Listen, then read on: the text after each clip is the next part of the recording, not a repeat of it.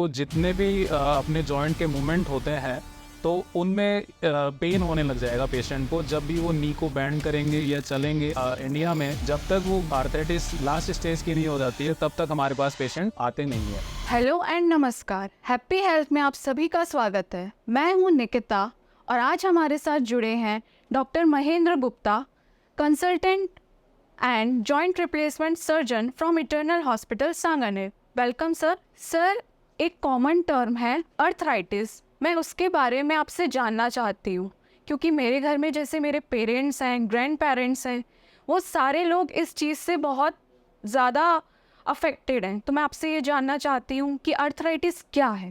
Arthritis का मतलब होता है कि किसी भी जॉइंट में ये प्रॉब्लम हो सकती है। पहली बात तो ये आर्थराइटिस का मतलब है आर्थरोज मीन्स जोड़। तो अपने शरीर में जितने भी जोड़ हैं वो सभी इस प्रॉब्लम से ग्रस्त हो सकते हैं। अब बात करते हैं कि कॉमनली किन जॉइंट्स में आर्थराइटिस हो सकती है। तो सबसे कॉमन आर्थराइटिस है नी जॉइंट की आर्थराइटिस।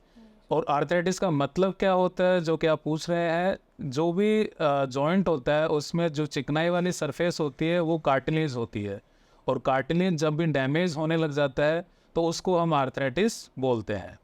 तो आर्थराइटिस का मतलब है जोड़ खराब होना या जोड़ का कार्टिलेज खराब होना। सर, क्या हर घुटने का दर्द अर्थराइटिस है? नहीं, ऐसा नहीं है।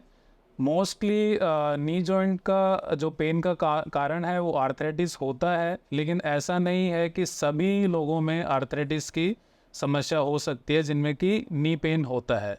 नी पेन का कारण जैसे यंग पर्सन्स होते हैं उनमें इंजरी का कारण होता है, जैसे लिगामेंट टियर होना, स्पोर्ट्स इंजरी होना, ये यंग लोगों में कारण होता है नी पेन का।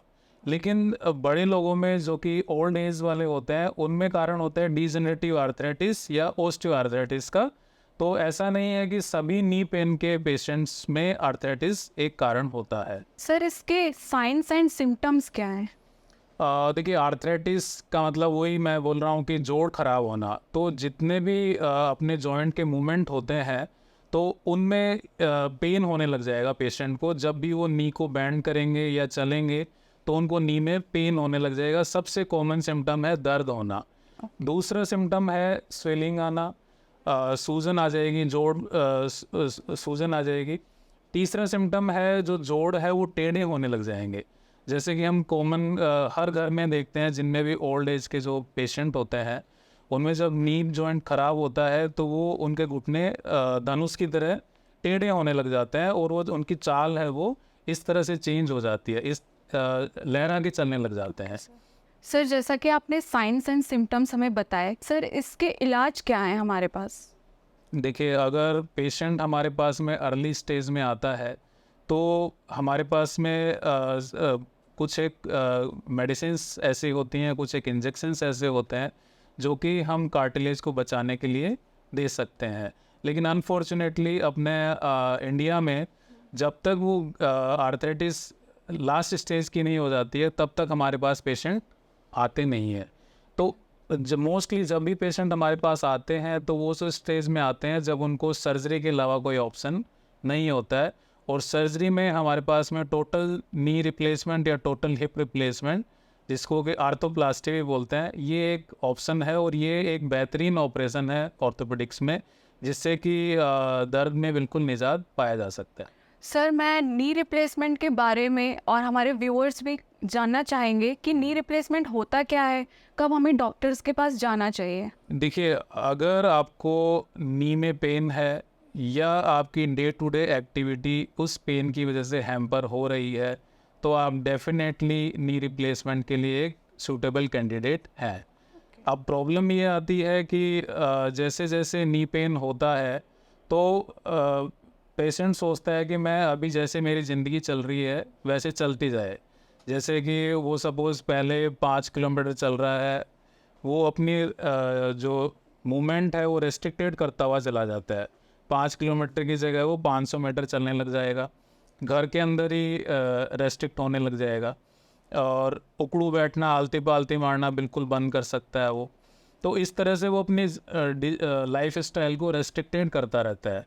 तो नी जॉइंट रिप्लेसमेंट क्या होता है उसके ऊपर अपन आते हैं। जैसे कि हमारे नी जॉइंट में दो हड्डियां होती हैं, जिसमें एक ऊपर वाली हड्डी होती है फीमर बोन और नीचे वाली हड्डी होती है टिबिया बोन। तो हम जनरली क्या करते हैं कि जो जोड़ होता है, जोड़ के अंदर हम ऊपर वाली जो फीमर बोन है उसको, जो कि डैमेज हो चुकी है, उसको रिप्लेस कर देते हैं, और टिबिया बोन का जो अपर सरफेस है उसको रिप्लेस कर देते हैं, और उसको हम मेटालिक सरफेस से रिप्लेस करके और उसको पहले की तरह बना देते हैं, जिससे कि उनका एक तो घुटना सीधा हो जाता है, और जो कार्टिलेज डैमेज होती है उसकी जगह हम आर्टिफिशियल जॉइंट लगा देते हैं, तो वो बिल्कुल पेन फ्री हो जाते हैं। Okay sir. सर ये जो नी रिप्लेसमेंट सर्जरीज है ये गर्मियों के टाइम में करवानी चाहिए, कब करवानी चाहिए, इसके करवाने से पहले क्या प्रिकॉशंस लेने चाहिए, एक बार ये भी आप बताइए। देखिए, वैसे तो नी रिप्लेसमेंट के लिए सारे टाइम सूटेबल हैं, लेकिन गर्मियों की छुट्टियां या हम बोलें कि मई जून का टाइम क्यों सूटेबल है, उसमें हम आते हैं। पहली बात तो कि हमारी गर्मियों की छुट्टियां होती हैं, तो सारे जिनके भी बच्चे जो होते हैं वो छुट्टियों पे रहते हैं, तो उससे एक बड़ा फ्री टाइम मिल जाता है सर्जरी के बाद में या सर्जरी से पहले उनको काउंसलिंग करना, उनके पोस्ट सर्जरी रिहेबिलिटेशन के लिए टाइम मिलना। पहली बात तो ये। दूसरी चीज़ ये है कि इन्फेक्शन का जो चांस है वो गर्मियों में बहुत ही कम होता है, क्योंकि ऑलरेडी इतना हीट होता है कि जितने भी हमारे इन्फेक्टिव बैक्टीरियाज होते हैं, ये सब जो कि बारिशों में या सर्दियों में ग्रो करते हैं, वो गर्मियों में बिल्कुल ना के बराबर होता है। तो इन्फेक्शन का चांस होना और एक फ्री टाइम होना, ये मई जून टाइम को बड़ा सूटेबल बताता है नी रिप्लेसमेंट के लिए। Okay sir. सर मैंने एक और टर्म सुना है, लिगामेंट एंड ऑपरेशंस, इसी में तो ये भी, क्या लिगामेंट करवाना सही है या ऑपरेशन करवाना सही है? देखिए, लिगामेंट टीयर होना एक बीमारी है जो कि मैं बता रहा हूँ। ये मोस्टली स्पोर्ट्स पर्सन या यंग लोगों में होता है।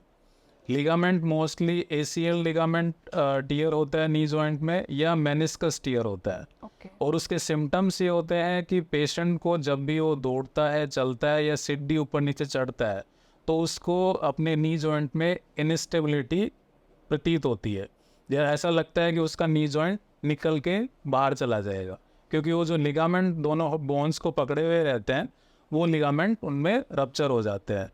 तो डेफिनेटली अगर ACL लिगामेंट टीयर है या मेनिस्कस टीयर है, तो उनको सर्जरी ही करवानी चाहिए, जिसमें कि हम लिगामेंट को रिकंस्ट्रक्ट कर देते हैं और मेनिस्कस को हम रिपेयर कर देते हैं। Okay sir. सर सर्जरी करवाने के बाद क्या प्रिकॉशंस एक पेशेंट को लेने चाहिए? देखिए, पहला तो अपन नी रिप्लेसमेंट सर्जरी के ऊपर आते हैं। तो नी रिप्लेसमेंट सर्जरी के बाद में पेशेंट को फिजियोथेरेपी बहुत इम्पोर्टेंट है, जिसमें कि वो हम मोस्टली जैसे ही हम सर्जरी करते हैं, नेक्स्ट डे से हम उनको सारे मूवमेंट्स अलाउ कर देते हैं। सर ये फिजियोथेरेपी जो आप बता रहे हैं, ये कब तक पेशेंट को करवानी पड़ेगी? मोस्टली पेशेंट को 1 महीने की रिक्वायरमेंट होती है, लेकिन कुछ एक पेशेंट 15 दिन में भी अच्छे से रिकवर हो जाता है। Thank you. आज हमारे साथ डॉक्टर महेंद्र सर ने अर्थराइटिस, जॉइंट रिप्लेसमेंट जैसी चीज़ों के बारे में डिस्कस किया। Thank you so much sir, and thanks for watching today's series, and stay tuned for our next video.